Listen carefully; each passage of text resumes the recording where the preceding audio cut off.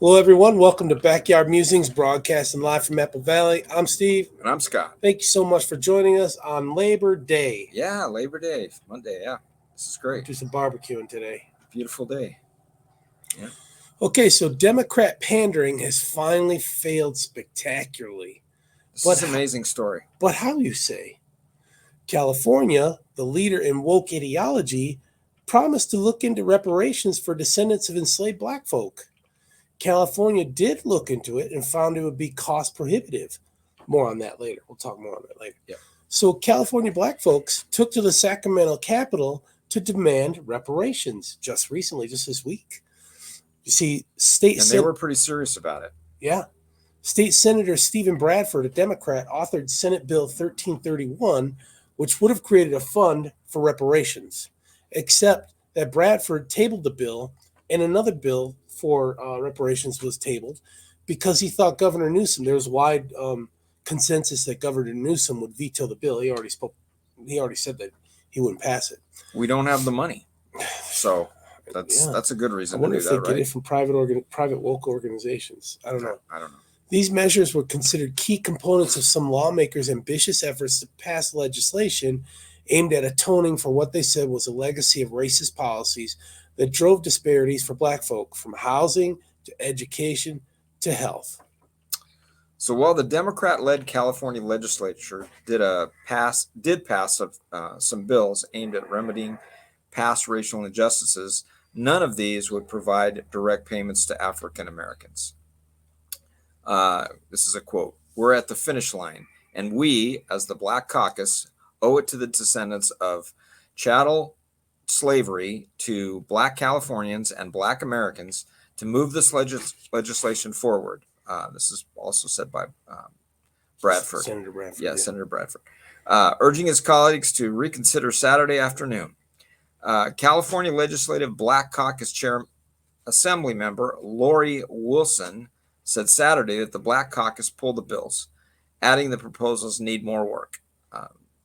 She's not going to be on anybody's Christmas list, I don't think. Right. Seems like there's some confusion in the Democrat ranks stirring up this hostility. Yeah, it really does. I mean, they were having some serious meetings. I remember seeing some of those on the news. Oh yeah, they were winding it up. Yeah. Here's what the California Reparations Task Force recommended in a report that was over 1,000 pages long. First, an apology. This is their recommendation. California should formally apologize to descendants of enslaved people in the United States. I don't understand why they apologize to people in Michigan or Delaware or Texas or Mississippi, right? Tennessee. Why would they do that? California do that? I don't know. Yeah. Okay, I don't know. Cash payments. The state would make cash payments to those whose ancestors were enslaved. Where? In California or Mississippi or Michigan or, Yeah, that's what I say. I mean, we would need to prove how would you do that? Prove that they didn't migrate here. But anyway, we're going to mention that later, right? Yeah. Race-based funding. The task force recommends subsidizing down payments, mortgages, and homeowners insurance for descendants of enslaved people. Now, correct me if I'm wrong, isn't California doing that for illegal aliens? Yeah. Big money. Big money. So they're not doing it for black folk, but they're doing it for criminals who cross the border illegally. Yep. Something wrong with that one. Something wrong there. I'm not saying that it should go forward with descendants of enslaved people. I'm not an expert on that. I don't know anything, but they're giving it to illegals. Crazy. Health harms. The task force estimates that Black Californians lose $13,600 annually due to unequal treatment in the healthcare system. I don't understand that. Yeah. Again, you can come into this state not being a citizen of this country and get healthcare.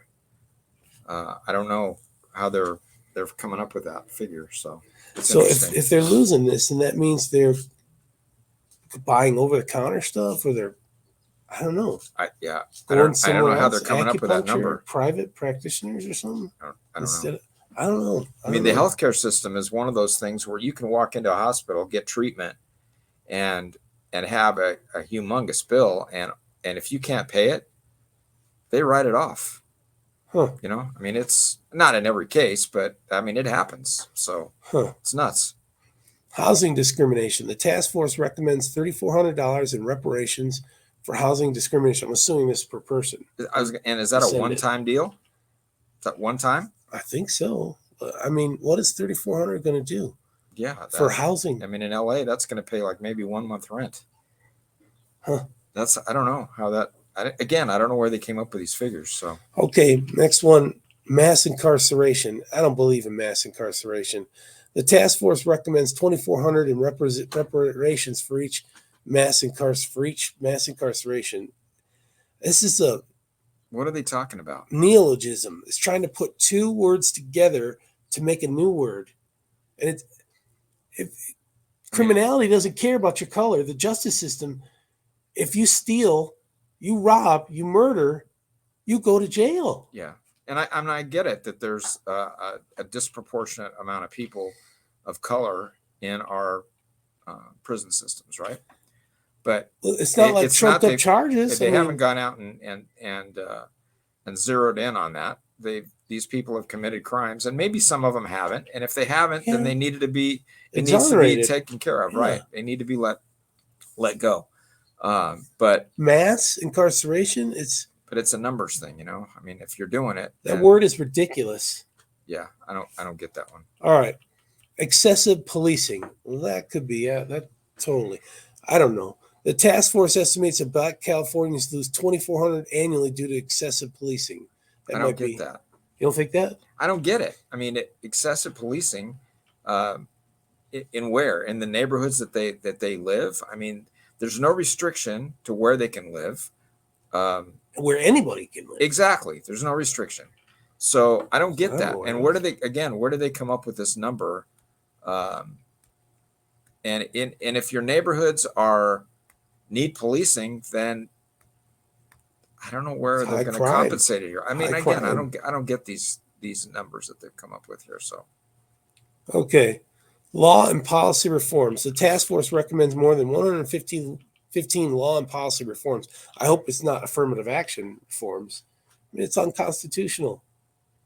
I mean, race-based whatever is unconstitutional. Well, and that's left up to our assembly and our legislature, right? Yeah, in our they're state, super woke. You know? They're super woke. And they already are, exactly. We have Dems have a supermajority in California in the Assembly and the Senate. Right, and our governor is just out of control. So, the strange thing about this is that California did not enter the Union as a slave state. In fact, California entered in favor of the Union, not the Confederacy. Interesting. Now Democrats stand to lose the black vote in California.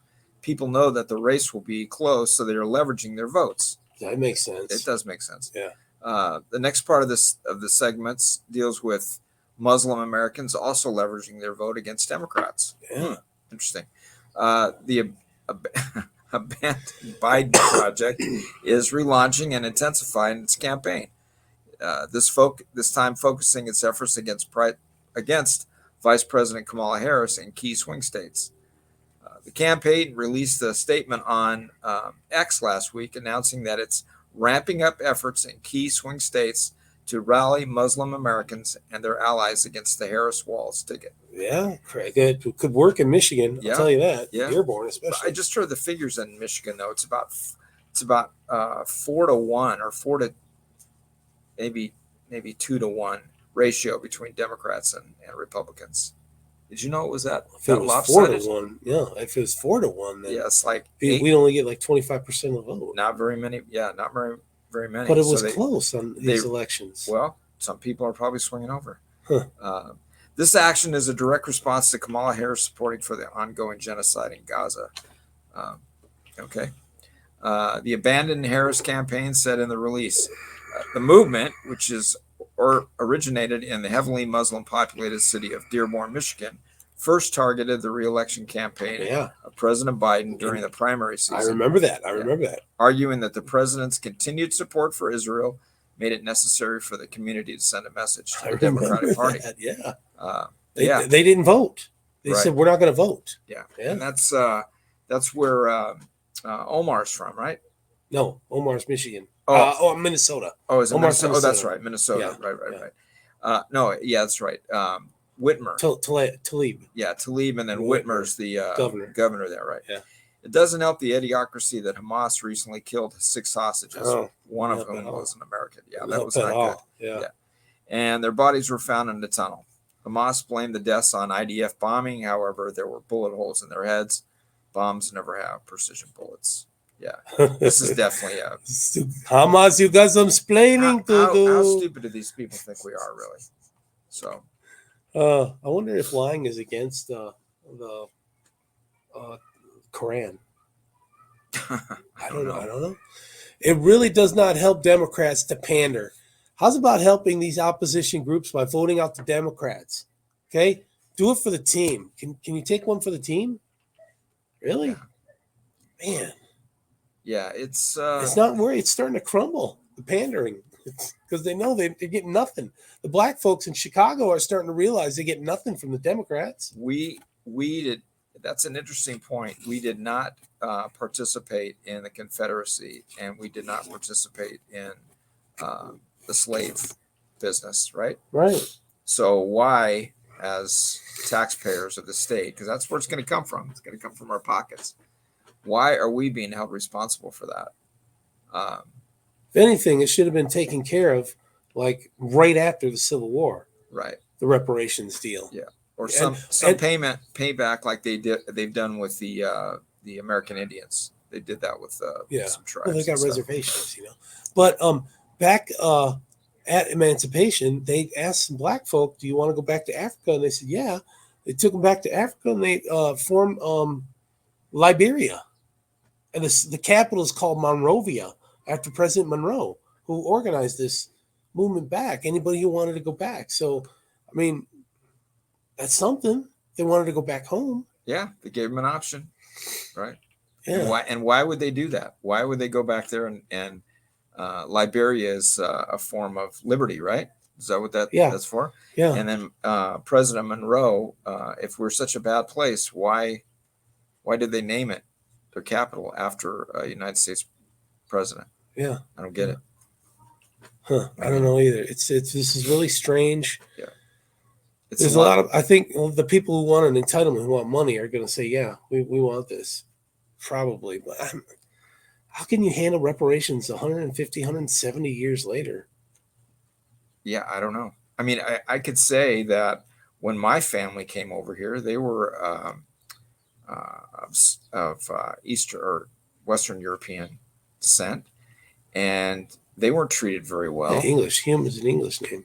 Scott. Yeah, we're from Scotland. My family came from Scotland primarily, but we were treated very well, and they managed to make it and do some things. I mean, I had my grandfather went to, he became a mining engineer and went to MIT, went to Colorado School of Mines, and did it okay, but they weren't treated very well when they got here, is what I'm saying, So, I mean, maybe they didn't have to be slaves, but I don't know.